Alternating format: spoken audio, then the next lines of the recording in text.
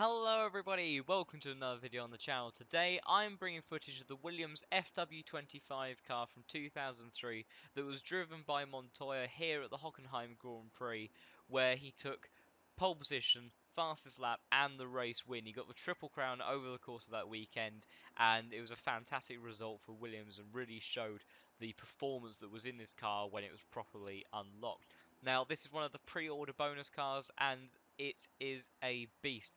It's one of the few V10 cars that we have in the classic car list for F1 2018, and the car is monstrous. It's very lightweight.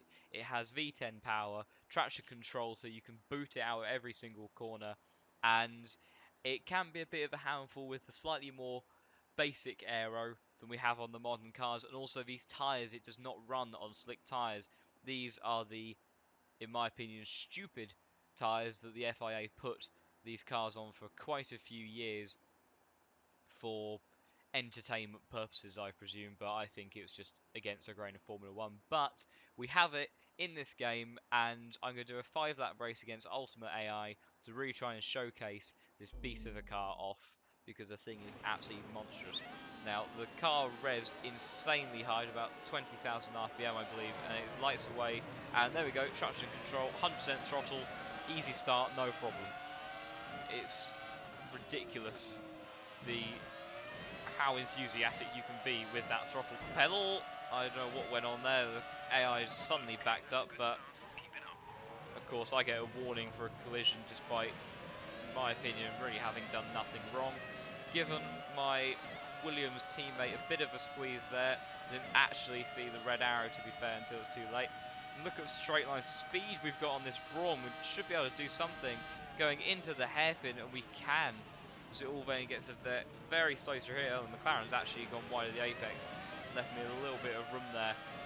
Unusual for the AI to be quite so lenient. And again, look at the straight line speed.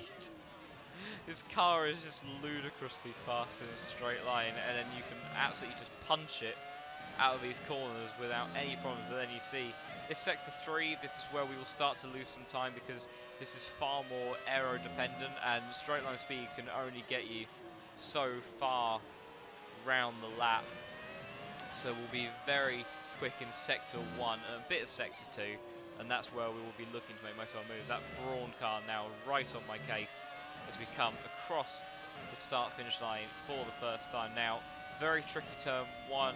You have to try and take curb, not run on exit too much, just go slightly over the exit curb, but through there relatively cleanly. Just battling ahead between that 2006 Renault and that 2008 McLaren, I believe. I think it's a 2008 car, the car that took Lewis Hamilton to his first championship in his second season of Formula 1. You see the straight line speed again. We're actually going to look to the inside. No, we're running out of track. My bad. I expected them to actually carry a bit more speed through the hairpin there. That was a misjudgment on my part. I should have been a little bit less aggressive. But they are still running side by side. But McLaren seems to have finally got the move done onto that Renault. We are into 8th position, which is actually the final point scoring position for the era that this car raced in. And see it trying to come through the hairpin now. And a little bit of wheel spin, but just letting the traction control take care of all that stuff. Don't need to worry about any of that at the back of the car.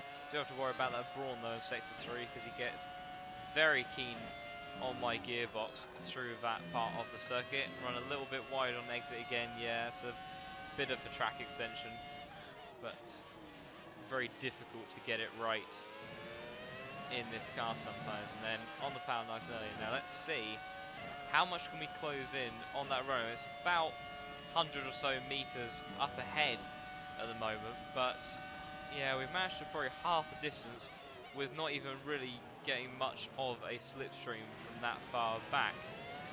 And then once again, absolutely planting our foot on the throttle as we run all the way up the gears. Only 7 gears in this car, not like modern F1 cars that now use 8. The 8th gears came in when the hybrid era came into play. So you can't get too enthusiastic with this car, because it will throw you out if it's not happy with the way you're driving it. So you still have to respect the thing, but you can, for the most part, be quite aggressive in a lot of situations and corners. Let's see if we can do anything about that Renault. He starts to pull away in that final sector again, which is where we then start to struggle. See if we can get through. Well, spoke too soon there. Took a massive corner cut instead. Was trying not to be aggressive on the exit of that corner, and instead took way too much curb on entry, and then got a corner cutting penalty anyway. Well, that's fair enough, but you see the amount of straight line speed that we have. We're going to go to the inside. We're going to have the move done before we even get to the hairpin, as is this car, and it's so lightweight as well. You can just brake immensely late. It's just so different and so much more what I feel like Formula 1 should be. A lot of people obviously want this V10 power unit to come back into Formula 1, and I so understand why. It's just an absolute joy to drive. Screaming behind you, but it is what it is, and these cars will be celebrated throughout history for decades, no matter which direction Formula 1 goes in, because these were absolutely brutal to drive. So we're starting final lap now. See if we can try and get one clean run through there. Well, it was slow, but it was the only legal way that I've gone through that corner so far, so that's something.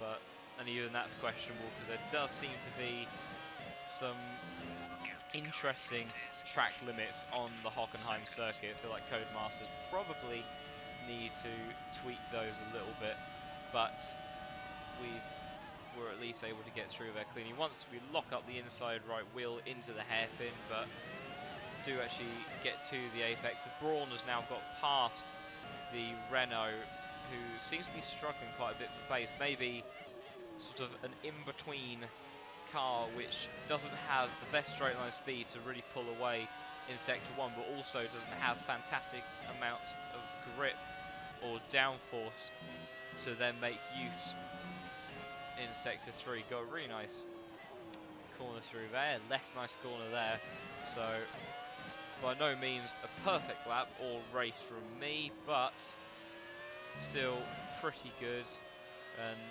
only coming away with one penalty, I believe. So we'll cross the line now to finish in 7th on track, but I believe drop down to, yeah, P10. So point scoring position in modern Formula 1, so we will go with that instead. But that has been the Williams FW25, absolutely monstrous car and a lot of fun to drive. So I will be going on to the other pre-order car next, the Brawn GP, that 2009 car that was putting us under so much pressure in Sector 3 of that Grand Prix, and I look forward to driving that. But thank you so much for watching, and until next time, goodbye.